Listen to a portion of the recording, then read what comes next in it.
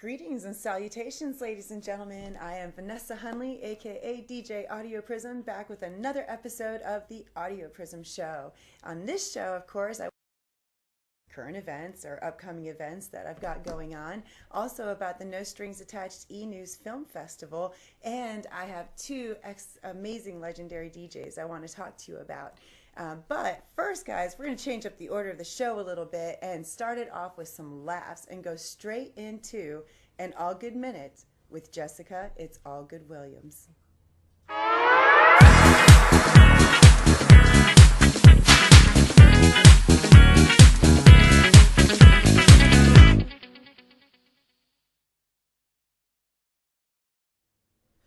Happy Monday, ladies and gentlemen. It's your girl, Jessica It's All Good Williams, and I'm here with the All Good Minute. I consider myself a positive person, and sometimes in life, there's things that are tough to deal with, and you might need advice to help you get through those moments, and so I'm here to bring you that little spice of positivity. So what are we talking about today? The eclipse! That's right! The biggest thing just happened in the skies, and I'm here to help those of you who missed it. I feel for you. I do. I get it. Maybe you had to work. Maybe you were just taking a long nap. Or maybe you had bad weather. Well, there's a way to get that feeling still, ladies and gentlemen. Check this. Rock reenactments. Yeah. It's simple. Just talk to one of your friends from South Carolina and get some old glasses, or dig in the trash can. I'm pretty sure they're everywhere right now, all across the country within the proper line. Okay? Get your trash, get your glasses out, and then find yourself a nice, smooth rock. Can't find a smooth rock? Use your thumb. Pop those bad boys on and just hold your thumb or your rock in the sky for like 3 to 4 hours. Just gotta go real slow to make it like the real thing, okay? I promise you this will work. Okay, I don't really know if it'll be like the real thing because I was there.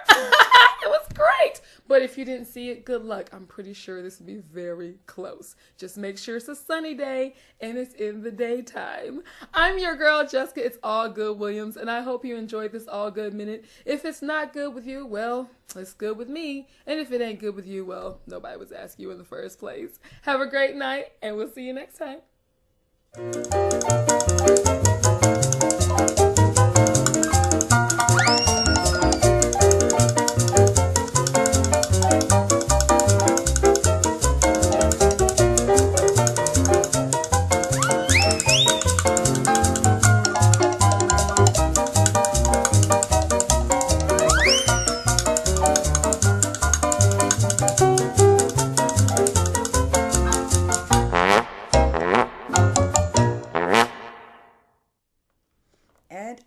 Back. I hope you got a little bit of a giggle out of that. Yes, indeed. The eclipse was an event to be talked about for at least the next, I believe they said the next one's going to be happening in 2024, and it's going to be crossing over the Texas area in the Southwest. So if you missed it today, you can start booking your plans for, 2024 and, save some of those glasses so you're not the one running around like I attempted to today, and very futile, very futile. However, we did make an excellent cereal box pinhole projector, so ingenuity lies everywhere. If they could do it back in the 60s, we can do it now. We didn't have smartphones then or any such thing like that. So anyway, let's talk about upcoming public events. Starting with, of course, Metro Cafe Diner. I am there usually on Wednesday nights, and we also have Jessica It's All Good Williams as DJ and KJ talent, and also the lovely DJ Sass, which is Christy Marie. And on occasion, some of our other fabulous Audioprism associated entertainers will be there, keeping you guys singing karaoke and dancing all night long from 9 p.m. until 3 a.m. Also, Sunday Fun Day and Musicology Karaoke Thursdays at G's Midtown, Sundays from 6 to 11, and also Thursdays from 9 p.m. until 1 a.m. Those are both very karaoke oriented, but all kinds of karaoke, and people really, really adore coming in to sing, and I adore to hear everybody sing there. There's so much talent that comes through that place. And I'm going to touch on that a little bit more later because there's another opportunity that was brought to my attention over this past weekend that a lot of my performer friends might very well be interested in. But we're going to touch base with that in just a couple minutes because first, I want to tell you about the Swim Across America Open Water Swim Atlanta. Now, this is an event, this will be my 4th year doing this event. It has grown to epic proportions. We moved up to Lake Lanier last year, and we're going to be at Lake Lanier again this year. Thousands of swimmers, thousands of volunteers and participants. All of the money goes to help Children's Hospital of Atlanta. Or a big portion of it, of course, doesn't go into the overhead part of the event. But that is going to be Saturday, September 23rd from 7 a.m. till about 12 p.m., give or take. There'll be Olympian swimmers there. We've had the news involved in it. There'll be plenty of stuff for the kids and for the family to do, so you can show out and make waves to fight cancer with us and have a great time doing it. And I will, of course, be the DJ for that event again this year, and they were so kind as to call me the voice of the event as well, which I thought was wonderful, because I really do a lot of talking and announcing, especially talking about the Olympians that are there, the different organizations that have come together to make it happen, even food. They have clowns, they have face painting, and it's a lot of fun. And you'll find links, of course, to all of these events on my website and social media, which all those links are below as well. Once this is uploaded again, obviously, if you're watching this live, haven't linked yet, but we will. The Run Like a Girl 5K 1 mile race is Sunday, October 1st, and you'll find a link for that as well if you're an avid runner, and especially if you're a lady runner. But they welcome their guy friends too, so come out, support the ladies, have a good time. And it's all about empowerment for young females, which is really, really important all the way around, because the stronger you are as a young lady or even a young gentleman, the stronger you can be when you hit your adult life, and that will help you so much more than you realize. The Jingle Mingle, save the date, guys. The Atlanta 200 Toys for Tots Jingle Mingle is already set for Saturday, December 16th, and we are moving it back to Buckhead this year. We started in Buckhead, or they started it, elsewhere about 14 years ago. It moved to Buckhead 13 years ago, and this will be my 14th performance with the Jingle Mingle.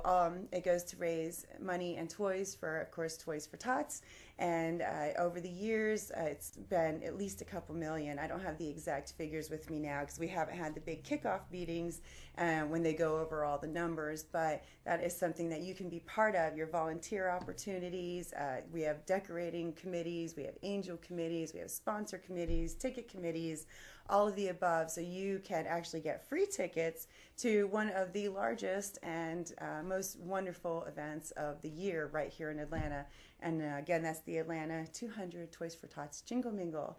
I'm really happy to announce that Audioprism Entertainment got written up in Voyage ATL Online Magazine as a business based out of Marietta, which is a suburb of Atlanta. And so you can read my full interview, and the link for that will be below as well. But there's already a link on the About Me page of my website as well. And, just going to give you, even a more personal idea of, just some of the situations I found myself in, a little bit about the perspective of being a DJ, and, some other fun questions they thought to ask along the way as well. Now, let's move on to the No Strings Attached E-News Online International Film Festival. We are still taking submissions until the end of September. Yep, that's right. We have extended the submission date. So if you haven't, as of yet, gotten your independent film project in yet, you now have a few, extra weeks to do so. We have had some amazing submissions. We've had web TV series. We had horror movies. Our latest submission just came in over this weekend from Italy. And remember, all of this could get you a distribution deal with Chamois Media. And I know they're really, really looking forward to us sending them the final selections after our judges. Of course, all our celebrity judges get to preview those. Look up the hashtags, hashtag NSAEN Film Fest, and also the hashtag NSAENFF 2017. Those are both right there on the screen, kind of at the top of that thing, but they are also, again, going to be in the description below. Get your project in, guys. It's only $25 for the late entry fee, and you won't be sorry, because you could absolutely, possibly walk away with a distribution deal for your film or web TV project. I want to talk, now earlier I mentioned at G's Midtown that I was going to have a little bit more to say. So this past weekend, I was actually contacted by celebrity fitness instructor Kent Buckner. Kent Buckner had a successful children's play in LA called The Great Safari Adventure, and he is actually looking to bring it to Atlanta and is looking for a great deal of local talent, from dancers to musicians to comedians, and of course, obviously, I have a few people in mind that I've contacted, but I know he's going to need people for multiple shows throughout the upcoming year. So if you want more information about that, please send me a message on whatever your preferred platform is, and I will forward your information to him. Or you can join me this coming Sunday at G's Midtown, and let me see, today is the 21st, so I believe that's the 27th, if I remember correctly, and I got my calendar dates right. But you can join me on the Sunday Fun Day from 6 to 11 p.m., and he will be making an appearance throughout that day to kind of meet and introduce himself to some people. That's 219 10th Street, too, by the way. All right, so I would like to talk about my first guest. Unfortunately, couldn't make it tonight because, as DJs can tell you, especially if you're a resident DJ at a venue anywhere, sometimes you have things that you need to take care of, and he had an emergency to go deal with at one of his residencies, and I completely understand that because I've been that person to get that call saying, hey, it's not working, help. So you have to be there for them because they are, when you work with really well with a venue, you want to have that relationship secured, and that's in the interest of professionalism. So he will absolutely make it up to me in the future. But I wanted to tell you a little bit about Bill. He is, again, DJ Bill Berdeaux. He was from Montgomery, Alabama. He started DJing in high school, and then after, several years of being in the Montgomery area, moved to Atlanta in 1995. And he was absolutely determined that he was going to DJ at what at the time was one of the most legendary clubs in Atlanta, which was Backstreet Atlanta. And he found his way in there, and he became their headline DJ for over 10 years. And if you look up anything about Backstreet Atlanta, you'll know that was a 24-hour anything goes kind of club. They had multiple levels to it. They had Charlie Brown's Cabaret. They had various drag shows, and Bill Berdeaux and some of the other best DJs of the city going 24 hours a day. So he definitely got to be part of something that is integral, or was integral, I guess, at that point in time, to the Atlanta fabric. His style is very fun and upbeat, and he loves high energy music that people can dance to. He is the current resident DJ at Blake's on the Park. He also is an active DJ for Jingle Atlanta and Felix's on the Square. So you have multiple places that you can go see him now. And he's definitely worth looking up. You can find him on Facebook under Bill Berdeaux Entertainment. And of course, his last name is very French, so that's Berdeaux. And, as always, links below. I want to talk a little bit about music, just a few tunes, and we're just going to talk about them because I have my second guest that I want to bring up in a little bit. But before that, of course, as Jessica mentioned earlier, today was the solar eclipse. And while you've got, those pictures, hopefully you got some decent pictures because, it's, depending on your camera, you probably just have like a spot in the sky somewhere. But you can have a soundtrack for all those slideshows of like the creepy shadows and stuff. And here's just a few songs that I thought you might want to look up. And of course, Pink Floyd, you couldn't do anything Eclipse oriented without at least something off Dark Side of the Moon. And there's actually a song called Eclipse on Dark Side of the Moon. Africa Bambaataa, you know them mostly, everybody knows Planet Rock, which was their big hit, but they also came up with another hit in the late 90s as a club hit. So when I say hit, it was very, dance oriented, but that was called You Asked for the Moon. So if you like more of an electronic kind of feel, that's a hit that you would love. King Harvest, of course, Dancing in the Moonlight was a little tongue-in-cheek kind of thing for the eclipse. Manfred Mann, Blinded by the Light, which hopefully you weren't. And you can still see all your pictures and such. George Harrison, Here Comes the Moon, which was actually a really lovely ode written to the moon. and AC/DC, What's Next to the Moon. And there's also a really, really funny B-52 song called The Moon that I stumbled over, and it's definitely from like their Rock Lobster days, so make sure you got your earplugs in for those opening notes. But after that, guys, it is hilarious and definitely worth checking out as well. All right, it's time for me to stop talking so much just to you guys, because I have to bring on the legendary, the epic DJ Alan White.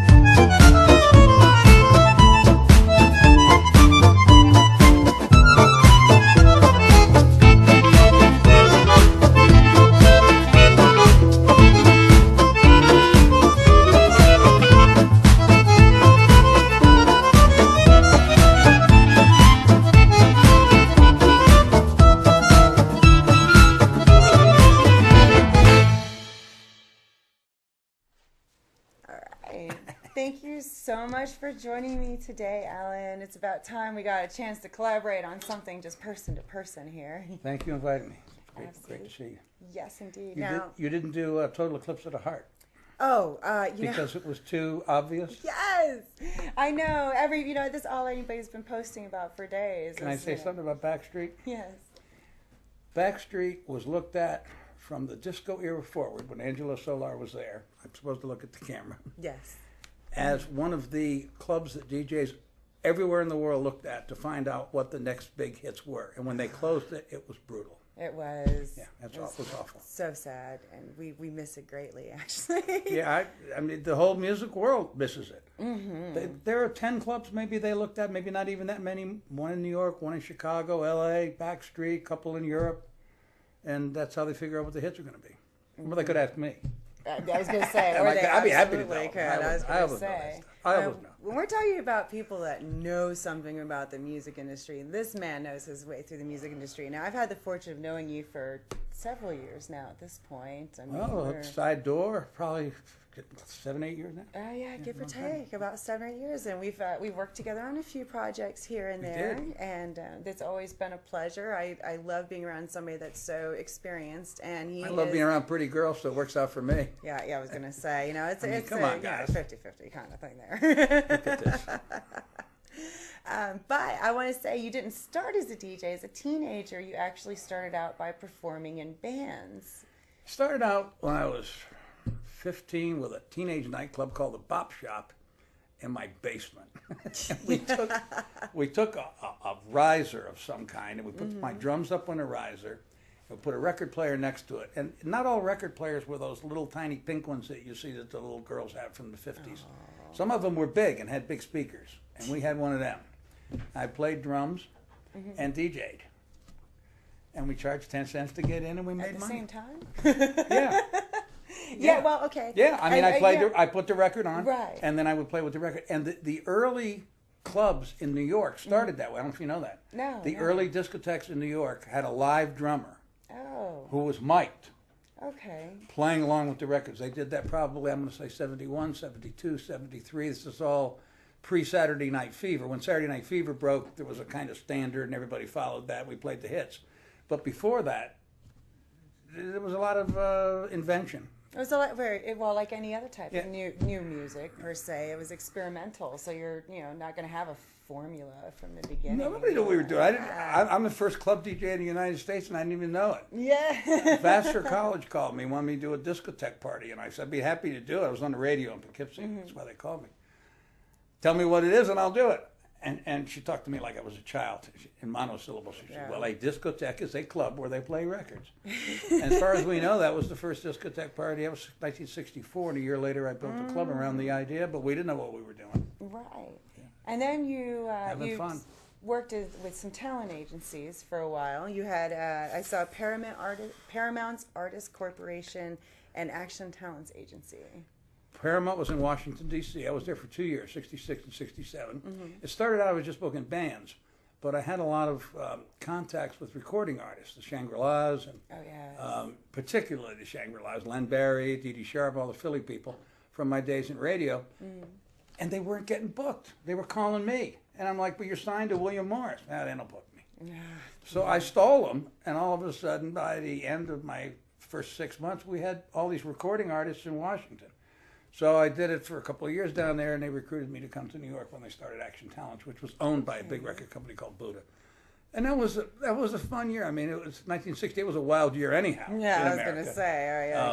And when we landed, I had the #1 record in the country, a record called Green Tambourine by the Lemon Pipers. So we started at the top. Yeah. I did that for about a year, and then I moved to Philly and made disco records with Len Barry. And I got that on here, too. And then I went back into, you read my Wikipedia page. Yes, I did. He has his own Wikipedia page, and everybody keeps saying you should always make your own Wikipedia page, but he really needed one for this, for sure. Yeah, I had a gal named Elizabeth DuPont from Australia handling some of my television stuff a few years ago, and she put that up.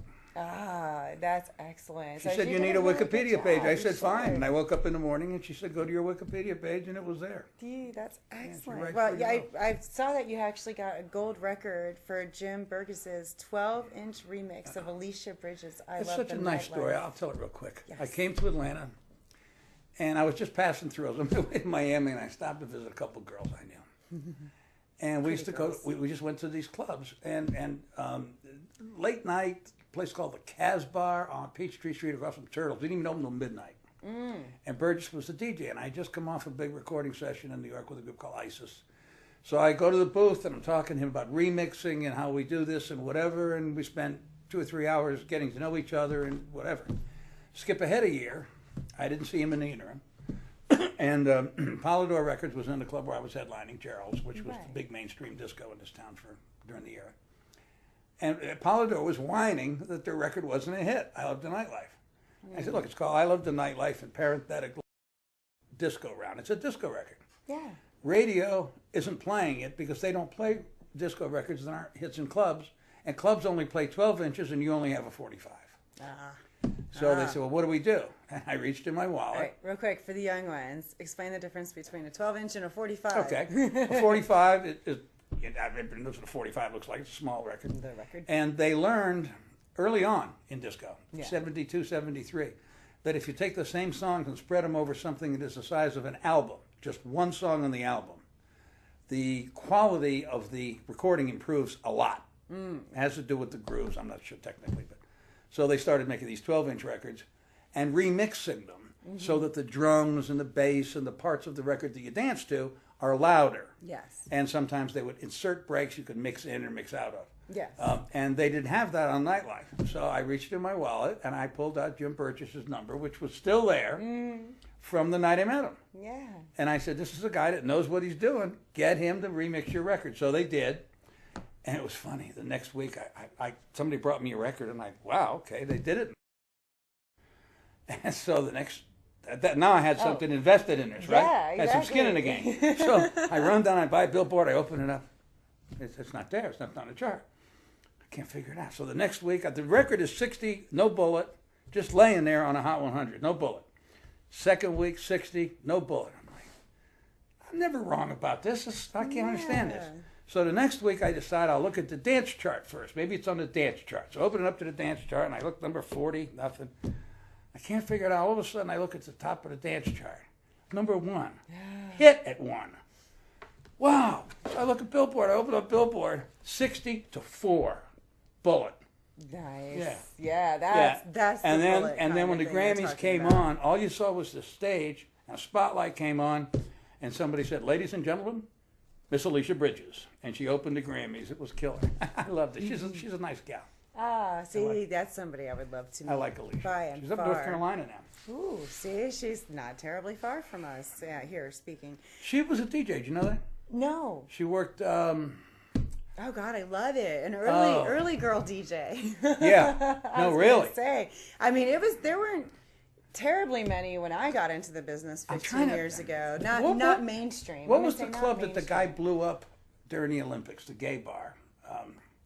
She worked there. No, the other something, and she worked a number of gay women's bars here in town, and she was a headliner for years. In fact, I never met her when the record was hit. Wow. I met her in a record store. I will be doing more research on that.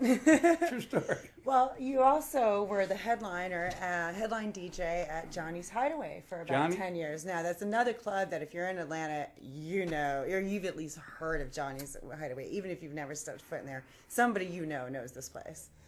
I've been here since 1979. Johnny started it in 79, and for the first 5 or 6 years, they played just big band music on cassette tapes out of the service bar. There was no booth, no DJ, nothing. Yes. And it worked. Yes. And then it started to fade.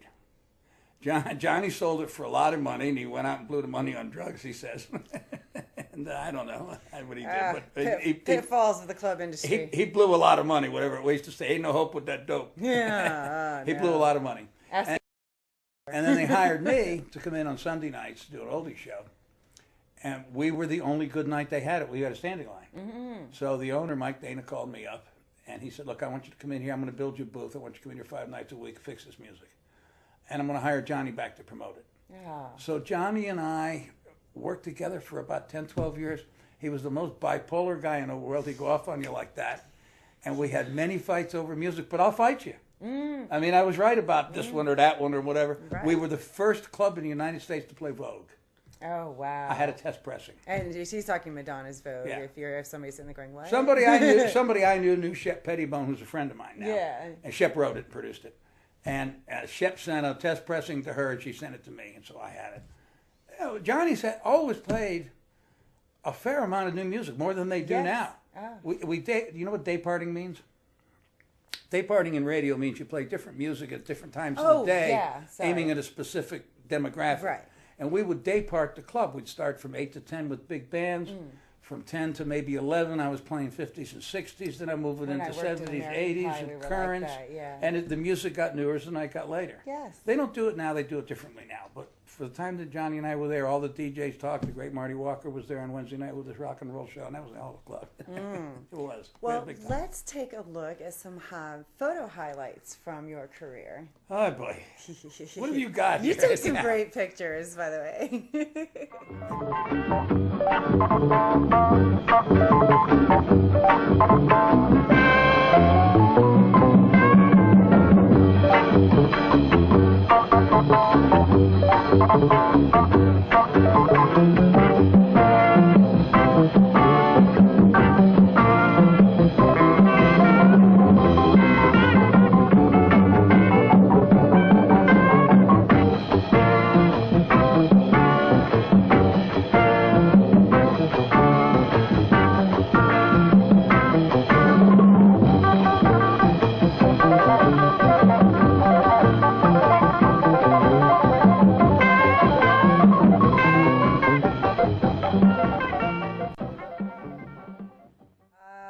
So there you go, guys. Everything from the, the gold record. I know. He was just like, whoa, flashbacks. I feel a little bit like the movie actors must feel when they see movies they made when they were 18 and now they're 70. I'm looking at stuff I did there 50 years ago. Yeah, I get to do that in 20, 30, 40 years, give or take. Right.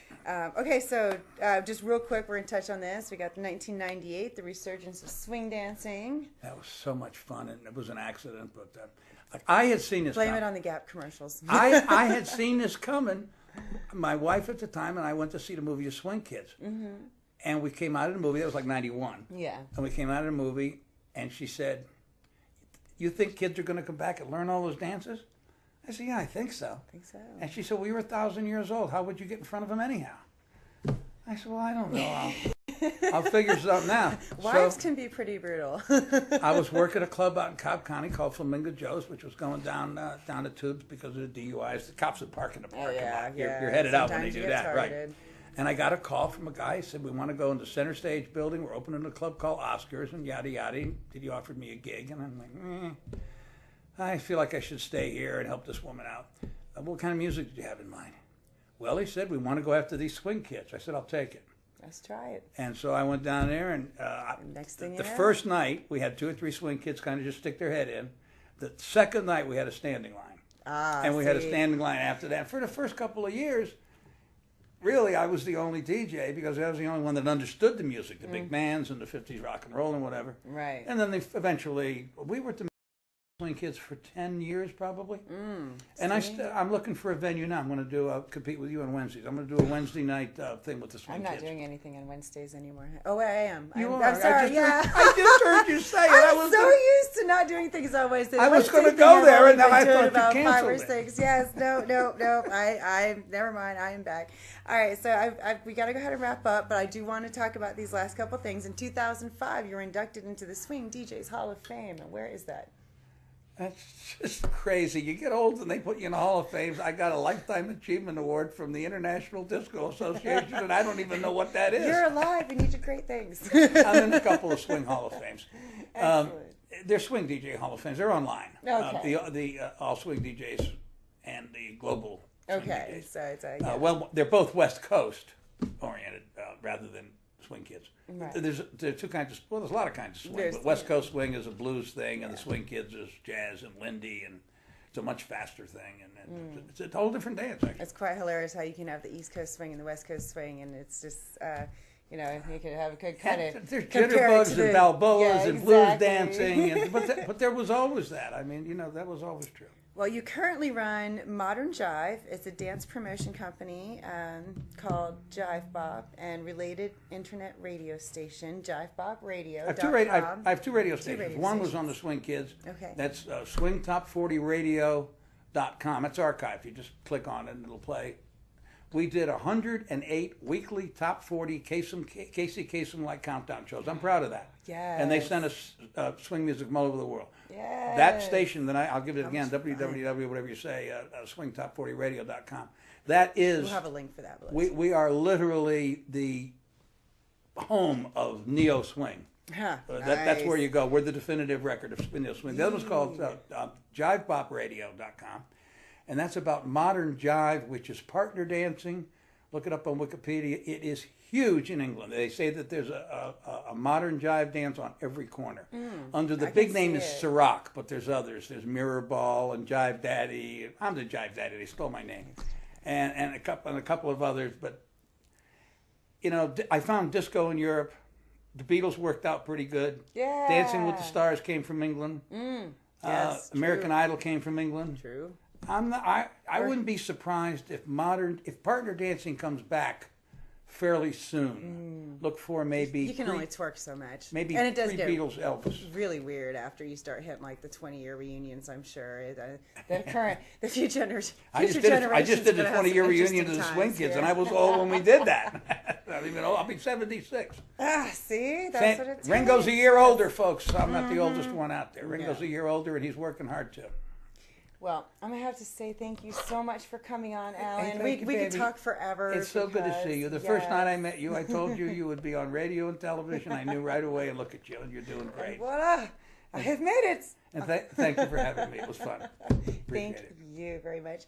Ladies and gentlemen, join me next month for another dash of the Audioprism show and some new news coming up next month, and I'll share it with you next month about developments for this fall for my YouTube channel and more. You guys have a wonderful and safe every day, every week, every month, everything that you can do, and I will see you guys next month. Take care. Stay lucky.